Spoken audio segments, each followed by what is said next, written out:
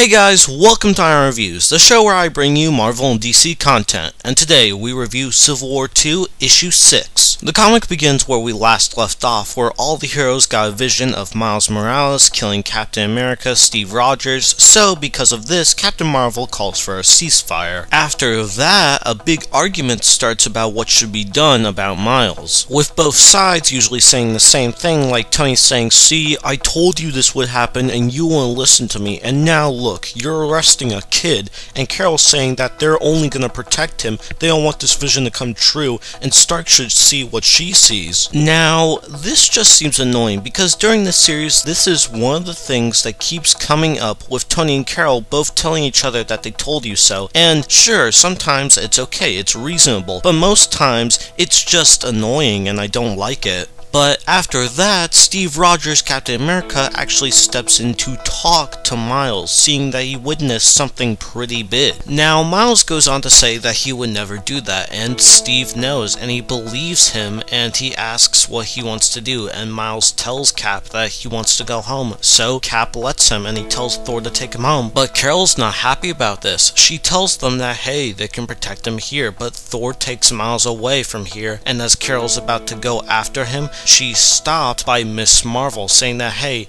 he's her friend, and let's be honest, he would never do that. Now, with that all out of the way, then comes another issue, and that's Tony's side. See, during the fight, they sorta attacked the Triskelion, which is basically government property, so they're basically under arrest. But as they're preparing to fight, something cool actually happens as Black Panther steps in, saying that this has gone on long enough. He basically tells everyone that he's not gonna stand with Carol anymore, and if they even try to attack him, they attack Wakanda, so that gives Tony's side time to retreat. Now we check on in with Thor and Spider-Man, as Thor drops off Spider-Man and leaves Miles to basically just think about all this, and Miles basically tries to let all of this sink in and understand what just happened. Now after that, we check on in with the Inhumans, who get back from the battle to check on in with Ulysses, and when they meet up with Ulysses, something kind of seems off, and is it me, or does he look evil to you? I mean, I'm no expert, but he kinda looks evil to me. We go to Tony's team, where if they've retreated to one of Nick Fury's underground bunkers, man,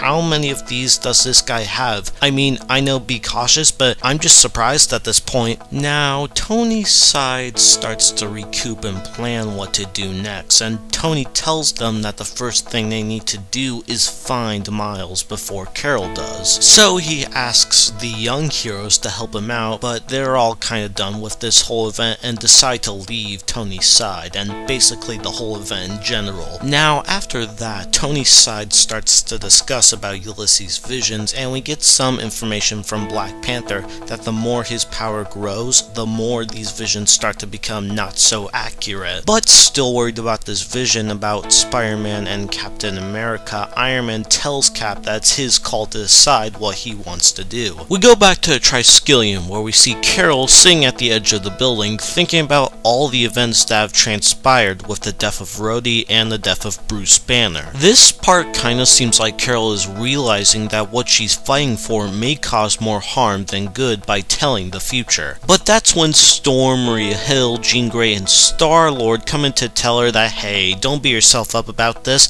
it's fine, keep doing what you're doing. But they do start to discuss what they should do about this vision, and even though they still are up with what Carol is doing, they're wondering if this vision may or may not come true, and if it does, they need to find Spider-Man before this all goes down. But the comic ends with Maria Hill getting the location of Spider-Man, and he's reported to be at the exact place where the vision of Spider-Man killing Captain America happened. Civil War II Issue 6 is kind of an improvement. I mean, there are still some things I don't like about this event, but this issue overall was okay. The moment in this issue where I was half and half was, I have to say, Carol, when she's thinking over all the deaths she caused because of Ulysses. Ulysses. I mean, that kind of seemed like it would be a falling out moment for Carol. Like, she would understand at that moment that, hey, what she's doing and what she's supporting isn't good and she should stop. But during this moment, her friends come in and say, hey, don't doubt anything about that.